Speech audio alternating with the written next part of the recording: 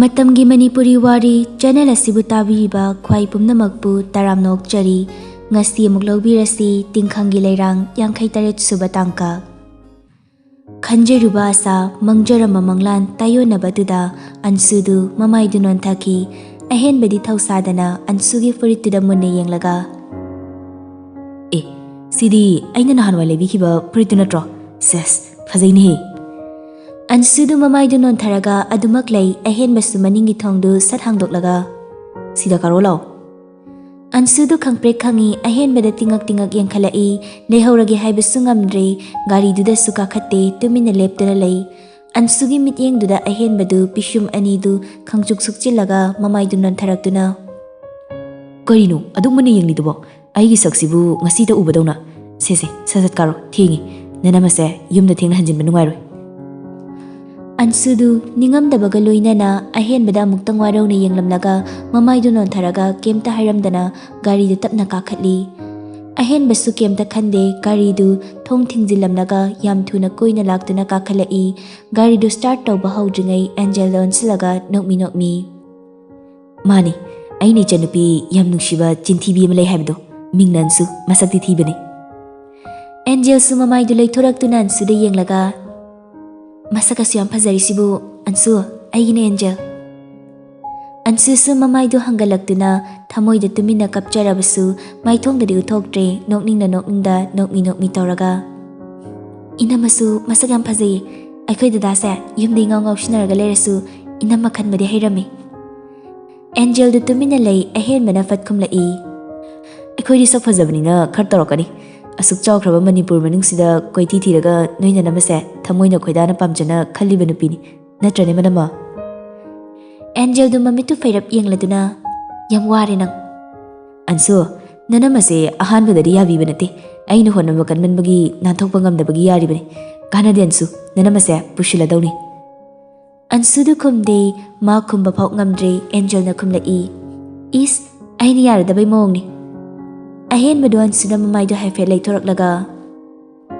Aikoini suringaisida nanamase ngasi ekta pushalasiranso Ahenbagi wadu tabada ansudu thamoidi machet kaya thokna kairabani mamitta ira cheliba pirangsingdu taraktanaba ngasaidagi khangatpa honaribadu ngamlaktre khazai aniduda chentharai pirangsingdu ahenbana ukhidra pakhana mamaidu leithoklaga makhutuna taithoklaga ha yayedada pusinkrase Ahenbasu angel da phaini yenglaga aikoi sakthibinasu yare ngasi di kanana ngambana yengnam tarine Angel do ahenbagi fagi do asengma mankhre machindu pamthoklaga gari kamu ai lehorage nawa mimda chatore harauge dileite machinga pamthokladana tut fagi tobani bema cheloi pakhatkanu jinbal do normal da leiro yare Ansudu aniduna sanariba wadu taba ngamlaktre marakta fathatlaga Dada imasu yumda lehogdabanina yam kuibadi yaroi inamaga dadaga ngak lehorasu aidi otoda dum halake Chathoda aibo ngawbadawna nangna thanda thadoktiba thadoklo ibema aina fagi sumta waiwani nanamasu kuibi yaroi achapot khara charaga sumhala adawni Ansudu tablap amuk hairei yam lapnasu chatlagum sidada Ahenbadu mamaidu sat leithoklaga ansuda hafet yenglaga Masi angangsi karino ngasaidi yam haro laklaga kaigino mana hauji peri ga tawshiba nate nangi sibu lambida nangi ex ka uramba jalo urambra haibne su Dada karan gangnuba aibu nupa koibadawna asigi so muk sauri malene phagi tobani mi chanupi oibagi nungsibagi laknabani nungsidragabu kaidobagi laknadoino Ahenbagi wadu taraga ansugi thamoidi hena machet tare wahi amata khumde tumina famduna laikre Angel ga ahenbagadi noktana wari sanari Ashumna lakpana humdu cafe magi mamangda garidu khami ahenbadu mang thakre ansuga Angel ga tungda khut samjinaraga changlai Ansudi kemta chaningdre masadu ithan thangakre aduga ahenbaga Angel ga gi matawdu yengningba poktre yumda chatningbana loirabani Nupi ani du famhaure ahenbadu achapot order tawba counter da chatkringai tanjaduda ansudu famlambadu fukhawgalaga peri yam matha sabagi mawngda as inama ai emergency laksale data tholakjingai da ai chalhaurage Angel swingangakna ha kaidorage anso Dadana saurꯣꯏꯗ꯭ꯔꯣ ꯅꯪ ꯀꯩꯗꯧꯔꯒꯦ Dadada ꯍꯥꯏꯕ ꯌꯥꯔꯨꯏ ꯏꯅꯝꯃ ꯏꯀꯥꯏꯖꯩ ꯑꯩ ꯐꯝꯂꯒ ꯁꯨꯝ ꯂꯩꯕ ꯌꯥꯔꯨꯏ ꯑꯗꯨꯒꯤꯅꯤ ꯉꯥꯏꯈꯣ ꯑꯗꯨꯗꯤ ꯄꯨꯟꯅ ꯆꯠꯃꯤꯟꯅꯔꯁꯦ ꯑꯩ ꯗꯗꯥ ꯀꯧꯒꯦ ꯑꯁꯤ ꯍꯥꯏꯔꯒ ꯑꯦꯟꯖꯦꯜꯗꯨ ꯐꯣꯟꯗꯨ ꯇꯥꯞ ꯄꯥꯏꯈꯠꯂꯤ ꯑꯟꯁꯨꯁꯨ ꯌꯥꯝ ꯄꯥꯈꯠꯅ ꯑꯦꯟꯖꯦꯜꯒꯤ ꯃꯈꯨꯠꯇꯨ ꯇꯥꯞ ꯐꯥꯔꯒ Inama phone tꯧꯔꯨꯒꯅꯨ Inamana ꯐꯅꯕ ꯑꯝꯇ ꯍꯥꯏꯕꯤꯔꯣ ꯃꯇꯨꯡꯗ ꯑꯃꯨꯛ ꯄꯨꯜꯂꯁꯦ ꯑꯩ ꯐꯔꯛ ꯇꯧꯕꯅꯤ ꯆꯠꯂꯨꯈꯤꯒꯦꯀꯣ Inama ꯑꯁꯤ ꯍꯥꯏꯔꯒ ꯑꯟꯁꯨꯗꯨ ꯃꯃꯥꯏꯗꯨ ꯂꯩꯊꯣꯛꯂꯒ ꯆꯠꯀꯦ ꯇꯧꯏ ꯀꯔꯤ ꯈꯜꯂꯛꯄꯅꯣ ꯈꯪꯗꯦ ꯃꯃꯥꯏꯗꯨ ꯑꯃꯨꯛ ꯑꯣꯟꯁꯤꯜꯂꯒ ꯑꯦꯟꯖꯦꯜꯒꯤ ꯃꯈꯨꯠꯇꯨ ꯄꯥꯏꯔꯒ Inama ꯑꯩꯈꯣꯏ ꯗꯗꯥꯒ ꯁꯥꯎꯅꯒꯅꯨꯀꯣ ꯐꯖꯅ ꯅꯨꯡꯁꯤꯅꯧꯀꯣ ꯈꯔ ꯊꯨꯅꯁꯨ ꯂꯥꯛꯑꯣ ꯑꯦꯟꯖꯦꯜꯁꯨ ꯈꯪꯄ꯭ꯔꯦ ꯈꯪꯏ ꯇꯤꯡꯉꯛ ꯑꯟꯁꯨꯗ ꯌꯦꯡꯂꯒ ꯍꯣꯏ ꯍꯥꯏꯕꯒꯨꯝ ꯃꯀꯣꯛ ꯅꯣꯝꯂꯛꯏ ꯑꯟꯁꯨꯅ ꯃꯃꯥꯏꯗꯨ ꯌꯥꯝ ꯊꯨꯅ ꯂꯩꯊꯣꯔꯛꯇꯨꯅ ꯀꯦꯐꯤꯗꯨꯗꯒꯤ ꯆꯦꯟꯆꯛ ꯇꯧꯗꯨꯅ ꯊꯧꯔꯛꯏ ꯂꯝꯕꯤ ꯃꯇꯥꯏ ꯑꯣꯏꯔꯞ ꯂꯦꯞꯂꯒ ꯉꯁꯥꯏꯗꯒꯤ ꯑꯣꯝꯈꯠꯂꯝꯕ ꯄꯤꯔꯥꯡꯗꯨꯁꯨ ꯍꯧꯖꯤꯛꯇꯗ ꯃꯅꯤꯡꯇꯝꯅ ꯁꯤꯟꯊꯔꯛꯏ ꯂꯝꯕꯤꯗ ꯆꯠꯂꯤꯕ ꯃꯤꯁꯤꯡꯗꯨꯁꯨ ꯑꯟꯁꯨꯗ ꯍꯨꯏꯔꯞ ꯌꯦꯡꯅꯔꯝꯃꯤ ꯃꯐꯝꯗꯨꯗ ꯁꯨꯝ ꯂꯩꯔꯕꯗꯤ ꯑꯍꯦꯟꯕ ꯎꯈ꯭ꯔꯒ ꯅꯨꯡꯉꯥꯏꯔꯔꯣꯏ ꯈꯟꯗꯨꯅ ꯃꯄꯤꯗꯨ ꯁꯠ ꯇꯩꯊꯣꯛꯂꯒ ꯊꯤꯟꯊꯕ ꯇꯧꯗꯅ ꯑꯔꯥꯛꯄ ꯑꯣꯇꯣ ꯑꯃ ꯐꯥꯔꯒ ꯌꯨꯝꯗ ꯍꯜꯂꯛꯏ ꯑꯣꯇꯣ ꯃꯅꯨꯡꯗꯨ ꯑꯟꯁꯨꯗꯨ ꯏꯀꯥꯏ ꯈꯪꯗꯦ ꯃꯃꯤꯠꯇꯒꯤ ꯃꯄꯤꯗꯨ ꯇꯥꯕ ꯂꯦꯞꯇꯦ ꯃꯈꯨꯠ ꯑꯅꯤꯗꯨꯅ ꯈꯨꯝꯖꯤꯜꯂꯒ ꯈꯣꯟꯖꯦꯜ ꯊꯣꯛꯇ ꯇꯨꯃꯤꯟꯅ ꯀꯞꯆꯩ ꯑꯁꯣꯝꯗ ꯑꯍꯦꯟꯕꯁꯨ ꯑꯦꯟꯖꯦꯜ ꯃꯊꯛꯇ ꯐꯝꯂꯒ ꯂꯩꯔꯝꯕꯗꯨꯗ ꯑꯃꯗꯨꯅ ꯀꯗꯝ ꯆꯠꯈ꯭ꯔꯒꯦ ꯋꯥꯁꯔꯨꯝꯗ ꯆꯪꯈꯤꯕ꯭ꯔꯣ ꯌꯨꯝꯗ ꯍꯟꯈ꯭ꯔꯦ ꯗꯗꯥ ꯑꯍꯦꯟꯕꯗꯨ ꯃꯃꯤꯠꯇꯨ ꯈꯨꯖꯤꯜꯂꯒ ꯉꯛꯅ ꯀꯩꯅꯣ ꯍꯥꯏꯁꯤꯕꯣ ꯑꯁꯦꯡꯕꯩꯔꯣ ꯑꯦꯟꯖꯦꯜ ꯑꯁꯦꯡꯕꯩꯅꯤ ꯀꯌꯥꯝ ꯀꯨꯏꯔꯒꯦ ꯆꯠꯈꯤꯕ ꯀꯩꯒꯤꯅꯣꯕ ꯃꯥꯅ ꯆꯠꯈ꯭ꯔꯤꯗꯨꯕꯣ ꯉꯁꯤꯅꯦ ꯃꯁꯤ ꯑꯉꯥꯡꯁꯦ ꯑꯩ ꯐꯣꯟ ꯇꯧꯒꯦ ꯇꯧꯔꯅꯨ ꯗꯗꯥ ꯀꯣꯟꯅ ꯑꯃꯨꯛ ꯄꯨꯜꯂꯁꯦ ꯑꯟꯁꯨꯗꯣ ꯏꯃꯔꯖꯦꯟꯁꯤꯅꯦ ꯍꯥꯏꯔꯝꯕꯅꯤ ꯀꯔꯤ ꯏꯃꯔꯖꯦꯟꯁꯤ ꯑꯦꯟꯖꯦꯜꯗꯨ ꯇꯞꯂꯞꯅ ꯉꯪꯂꯒ ꯍꯥꯏꯔꯛꯏ ꯑꯁ ꯏꯃꯔꯖꯦꯟꯁꯤ ꯍꯥꯏꯗꯤ ꯏꯃꯔꯖꯦꯟꯁꯤ ꯒ꯭ꯌꯥꯟ ꯈꯔ ꯇꯥꯎ ꯗꯗꯥ ꯅꯪꯕꯨ ꯑꯍꯦꯟꯕꯁꯨ ꯒ꯭ꯌꯥꯟ ꯇꯥꯔꯦ ꯍꯥꯏꯕꯒꯨꯝ ꯆꯤꯌꯔꯗꯨꯗ ꯈꯪꯐꯝ ꯐꯝꯊꯔꯒ ꯑꯣ ꯒ꯭ꯌꯥꯟ ꯇꯥꯔꯦ ꯑꯣꯟꯊꯣꯛꯄꯅꯤꯗ ꯀꯣꯟꯅ ꯑꯃꯨꯛ ꯆꯥꯃꯤꯟꯅꯕ ꯍꯥꯏꯕꯅꯤ ꯁꯦ ꯑꯩꯅ ꯉꯥꯏꯔꯒ ꯁꯨꯝ ꯄꯨꯔꯛꯂꯕꯅꯤ ꯅꯪ ꯖꯨꯁ ꯊꯛꯅꯤ ꯍꯥꯏꯗꯦꯅꯦ ꯑꯩꯗꯤ ꯊꯛꯅꯤꯡꯗꯦ ꯅꯪ ꯊꯛꯎ ꯑꯗꯨꯗ ꯑꯟꯁꯨꯁꯨ ꯌꯥꯎꯗ꯭ꯔꯕꯅꯤꯅ ꯑꯁꯤꯈꯛ ꯆꯥꯔꯁꯦ ꯑꯁ ꯆꯥꯗꯨꯝ ꯆꯥꯎꯁꯦ ꯑꯃꯨꯛ ꯍꯥꯏꯗꯣꯛꯎꯕ ꯐꯔꯛ ꯇꯥꯔꯅꯤ ꯑꯦꯟꯖꯦꯜꯗꯨ ꯖꯨꯁꯇꯨ ꯑꯃꯨꯛꯇꯪ ꯆꯤꯡꯂꯒ ꯑꯗꯨ ꯗꯗꯥ ꯀꯩꯅꯣ ꯀꯝ ꯇꯨ ꯗ ꯄꯣꯏꯟꯠ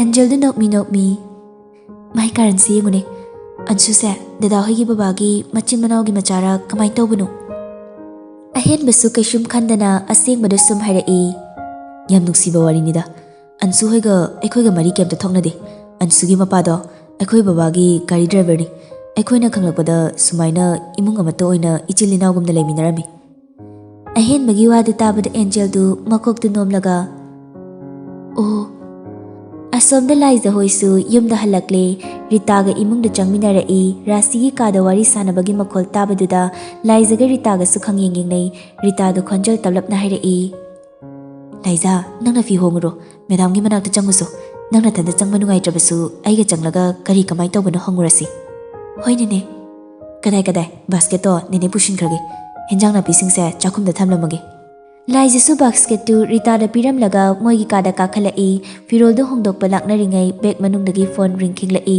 ꯂꯥꯏꯖꯁꯨ ꯇꯍꯥ ꯕꯦꯛꯇꯒꯤ ꯐꯣꯟꯗꯨ ꯂꯧꯊꯣꯛꯂꯒ ꯄꯥꯏꯈꯠꯂꯤ ꯍꯜꯂꯣ ꯗꯗꯥ ꯍꯥꯎ ꯍꯜꯂꯛꯑꯕꯣ ꯂꯥꯏꯖꯗꯨ ꯐꯃꯨꯡ ꯃꯆꯤꯗꯨꯗ ꯇꯞꯅ ꯐꯝꯊꯔꯒ ꯅꯣꯛꯃꯤ ꯍꯜꯂꯛꯄꯗ ꯉꯥꯏꯔꯤꯌꯦ ꯐꯤꯔꯣꯜ ꯍꯣꯡꯗꯣꯛꯂꯤ ꯑꯣ ꯀꯩꯀꯩ ꯍꯦꯟꯖꯥꯡꯗꯤ ꯆꯥꯔꯕ ꯍꯦꯟꯖꯥꯡ ꯂꯩꯔꯤ ꯗꯗꯥꯅ ꯇꯧꯔꯝꯂꯤꯕ ꯃꯌꯥꯝꯗꯨꯕꯨ ꯀꯔꯤꯅꯣ ꯑꯩꯗꯤ ꯑꯩꯈꯣꯏ ꯌꯨꯝꯕꯨ ꯃꯥꯜꯂꯨꯗ꯭ꯔꯦ ꯑꯩꯅ ꯀꯩꯗꯧꯔꯒꯦ ꯗꯗꯥ ꯅꯪꯅ ꯇꯧꯔꯤꯁꯤ ꯍꯦꯟꯃꯜꯂꯦ ꯑꯩ ꯏꯀꯥꯏꯕ ꯑꯃ ꯌꯥꯎꯔꯤ ꯅꯨꯄꯤ ꯆꯩꯔꯝꯅꯤꯔꯦ ꯏꯀꯥꯏꯔꯦ ꯀꯥꯏꯅ ꯑꯩꯁꯤ ꯃꯤꯇꯣꯞꯇꯧꯅ ꯐꯥꯒꯤ ꯅꯠꯇꯤꯌꯦ ꯗꯗꯥ ꯌꯨꯝ ꯁꯦꯝꯖꯤꯜꯂꯤꯗꯣ ꯄꯩꯁꯥ ꯐꯅꯌꯥꯝꯗꯤ ꯂꯣꯏꯔꯝꯃꯅꯤ ꯑꯁ ꯂꯥꯏꯖꯥ ꯑꯗꯨꯒꯤ ꯋꯥꯗꯣ ꯄꯨꯊꯣꯔꯛꯀꯅꯨ ꯑꯩꯒꯤ ꯇꯧꯐꯝ ꯊꯣꯛꯄꯅꯦ ꯇꯧꯔꯤꯗꯣ ꯉꯥꯏꯈꯣ ꯏꯟꯗꯣꯝꯆꯥꯅ ꯂꯤꯡꯖꯦꯜꯗꯨ ꯈꯔ ꯊꯨꯅ ꯂꯥꯛꯅꯕ ꯕꯥꯔꯇꯣꯟ ꯇꯧꯔꯝꯃꯦ ꯍꯥꯏꯁꯦ ꯆꯨꯝꯕ꯭ꯔꯣ ꯀꯅꯥꯅ ꯍꯥꯏꯔꯛꯏꯅꯣ ꯗꯗꯥ ꯄꯥꯎ ꯌꯥꯝ ꯊꯨꯅ ꯌꯧꯔꯝꯃꯤꯗ ꯂꯩꯁꯦꯝꯕꯗꯣ ꯍꯧꯖꯤꯛꯇ ꯀꯣꯜ ꯇꯧꯔꯒ ꯄꯥꯎ ꯇꯝꯂꯝꯃꯤ ꯃꯥ ꯂꯨꯍꯣꯡꯗꯣꯔꯦ ꯌꯨꯝ ꯁꯦꯝꯖꯤꯜꯂꯅꯤ ꯑꯩꯒꯤꯗꯤ ꯌꯥꯝ ꯋꯥꯈꯤꯕꯅꯤ ꯑꯗꯨ ꯈꯪꯅ ꯊꯕꯛ ꯇꯧꯔꯨ ꯀꯥꯏꯅ ꯀꯩꯅꯣ ꯇꯧꯔꯝꯃꯤ ꯂꯥꯏꯖꯁꯨ ꯅꯣꯛꯃꯤ ꯆꯨꯝꯃꯤ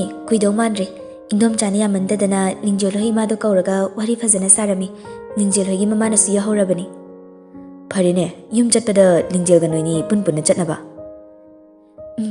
ꯂꯤꯡꯖꯦꯜ ꯂꯨꯍꯣꯡꯂꯅꯤ ꯇꯥꯕꯗ ꯑꯩꯗꯤ ꯌꯥꯝ ꯅꯨꯡꯉꯥꯏ ꯂꯤꯡꯖꯦꯜꯗꯤ ꯄꯨꯟꯅ ꯂꯩꯔꯅꯤ ꯑꯟꯖꯨꯗ ꯂꯥꯞꯅꯔꯅꯤ ꯈꯟꯕꯗ ꯑꯃꯨꯛꯁꯨ ꯅꯨꯡꯉꯥꯏꯇꯦ ꯂꯥꯞꯅꯔꯣꯏꯗ ꯒꯥꯔꯤ ꯂꯩꯔꯤꯁꯤꯕꯨ ꯑꯗꯣ ꯏꯇꯥꯎ ꯔꯟꯕꯤꯔꯗꯨ ꯄꯩꯁꯥ ꯇꯥꯟꯕ ꯌꯥꯝ ꯀꯜꯂꯤ ꯍꯥꯏꯅꯦ ꯀꯟꯕꯅꯤ ꯊꯥꯏꯅ ꯂꯧꯌꯩꯕ ꯌꯥꯝ ꯆꯠꯃꯤꯟꯅꯔꯛꯏ ꯅꯨꯡꯁꯤꯗ ꯃꯇꯝꯗꯣ ꯑꯃꯨꯛ ꯍꯜꯂꯛꯑꯔꯣꯏꯀꯣ Laizana khonjal taptharakpaduda punsibasu wa thaidorei. Yarese, haukiba wari halaklaroi amuk khaluranu. Hayengdo kanaga chatoino. Boribagi changadaba pochaisingduna kanana leirudoino. Ninega ayuk nganu oina leirage. Imadi panbaduda Ritana khare thuna kumlau haibadu khangning singlai phamlambado fuk hogalaga. Dada ai kaw re imadu nga sai tuition bagi doctor da chalubani. Kamain tawrimno aimta hanglukige ngihak leirga mu torake. Kadaya turiba? Laizadi thak thak katna. Moi gi thongjin meada. Sokbro? Sokpa haidi ngasai khwangna hawi hayobani doctor chatni haibani ado ayamta chalukige aduga horen hairake. Hoi. Laizasu phone kakthalaga tafing thorai dressing table mamangduda leplaga makuta pariba phone du table mathaktuda thamlamlaga samdu samji kisilaga makhada kumlai Rita gi room da chensilai. Nine changmoslo. Aidi nang kumalaktabaduda tumkrabar khalure. Dada phone tokshilaktuna wari ngak sanaruri nine. Ihe chaslaw madam gi kada leiriba nupase kanano khangde. Aisu khangdi nine yengorslaw. Rita ga Laizaga du Rasti gi kada changlai Rastu Rasti ga faminaduna wari sanaraga leirami. Laizaga Rita ga changlakpadu ubada sanaramba wari du chap lepi. Laizasu Ras ubada khangpre khangi masadu tu chungkhiba khangaude mamai du luktaduna lei Rastu nokmi usittana Laizada mamit kuptaba makai yengi Rasti du saurapna. Haujikta halakpada ngairi banine noise. Rita na kumlai. Hoi madam. Aikoi se chak tokpaga yam kuina famdre sumlaklabani khara lapasida. Lamnadi yam chakhatpanina manem sabi singduga chatluraba natro. Madam, kari haininge sasarairo. Laizadu mamaido haigalai Raski meetingduda hainadabana lori mamaido amuk nontharaga. Ima doctor na kari hairake. Hanglakanu nangaiga mari leinade.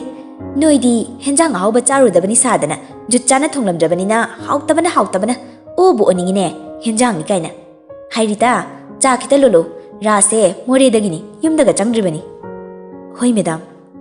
Rita du Laizada haifet yenglamlaga chatkre Laiza sui pandi wahai amafok hairamdana mamai du sat laithoklaga Rita gi matung inaki ani du hek thoki baga ras du kyan khangta tai rasi da mamai du onsilaklaga. Nene Laiza gi mong sidi nangna hairisiga onthokna khena kreda. Hey matau mandabagi wani yam singba tongamba nupini imungse mana supai pashinaba honakre maya mamangda phaba sabagi wani lai horini atai lairi nang mamogi du puraklabra. Purakle paisadi aingonda sum piramne nene. Hareda adu amta thajinge adu natradine ai imungsida leiba ngamloidori. Aisu handakisina lori babana yumda ngangmudare yadre mamoda hairaga henbaga manaraga thikara kaino tokshilagi. Tokshilu adumaina gyan taw haibani ne nang mamogidi kashum khalunu masigi potsina hek panbagane aigi wada sum chatladoni imungsida leiriba mipum khuding aina haibase kanamta walawdre mitopti lairedana aina he pokchaba aigi chana phawbada aigi walawde phattaboina khali. Adinine nang aikoi doina la odana matamduda ahenbasu mamagi damal lepakani. Adusu yabanate aigi chase yam pangini mina haibade illi aini yumduda laklabasu kaidung nungde henbana aigi damak lepiroi mayambu bu yam ningjabani. Aduda sunate aina sauribani haiduna yumse thadoktuna laklabadi aigi chagi mai khugani nang mamosu mayam mamangda chopkani mina usitloi. Adugisu mathakta hana mathante yalambadagi haujikti nupi sisu laklabanina leiriba mayamse amasigi mathakta loina tahaugadoribani. Aduna ai khongphamse lengba yaba nate asawbana pumnamak mangkigadaba saru yeliba makoi amani se mangankibani hena phai. Adudi nupi sidi kaishu nate ninede yam khuro oriba mapung oina punsibase masiana hatoklasira nene. Raski wadu tabada Rasidu mamitu khanglaw lakthoklaga thongjin mayadida haifet yengraga khonjeldu tablapna hairei. Ngawrabro nangbo karino nangna dukana nganglidubo hekta hatokpa yaroine mana nuksiriba nupise hana mangangadabani. Hera handakti kaishu khalunuse nene lan haurage. Anidu khonjeldu pikna kari tawba yai kana khanari ngahak leraga Rita su chadu puduna changlai anidu amukasu khangi Rita su sanariba waridu taba maktradrabasu chingnaba poi chadu piramlaga thorai Laizadu imung tashilaga leirami. Laiza nang chak thonggatpa horamu ai bazar chattaba yaroidori. Laiza sungakna Nine kaidobano? Madam na nga lairu choi. Hoi nene, ai chak thongat pa horam lage. Adu Laiza, nangi heyeng pugadaba pochai singdo hauzik sum leirage. Hoi, aduna fare nene, ai paisa lokthorukige. Hoi, ai su firo loisilamage ko. Laiza su mathakta taha kakhalai aduga bag-tagi paisa du lakthoklaga makhada kumlaktuna Rita gi room da changlai. Rita su loisilaga leirami. Sinene, laigada pochai singdo sidai sine. Rita su Laiza dagi che du lauraga. Hoi, adudi ai chalukige, nang medam gi kada changunu ko.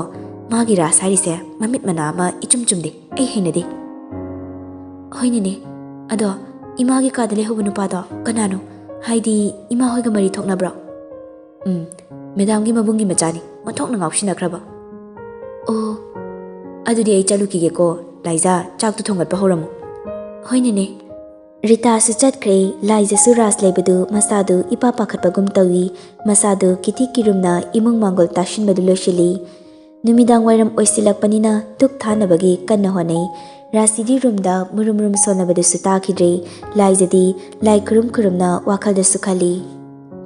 Chatti chatkramale makhon mo takhidre gyan kangtai taida asiyoredi laigase ningthina kurum lage. Wakhal si khanna Laizadu lai kurum lamlaga mapanda thokre. Rasu Laizana lai kurumbadu padar marumdagi yenglambadu Laizani imungdagi hek thokibaga rasigi kadagi chenthorakduna Laiza hoigi ka tamna stairdu yam thuna kakhalai. Kagi thongdu tapna hangdoklaga changlai aduga thongdu amung asilamlaga tabli changlai. Kadusu mai pungan ngalaga leirambaduda mamittu ko yenglaga sweet box leiriba domda prap changsilaga kagi mai singdu muthatli. Aduga Laizagi phamung thariba domda tapna changsilai. Dressing table mamangda leiriba phone du bada rastu chaplepi nofit tawraga table mathaktagi phone du tapna paikhalaga Laizagi phone du koyot otli. Tanjadu da Laiza su duk thaba loiraduna room da kakhalai kagi thongdu sat hangdui asomda rasu khangpre khangi makutta pairiba phone du takiba khangaudi phone tabagi makholdu da Laiza su khangpre khangi. Ma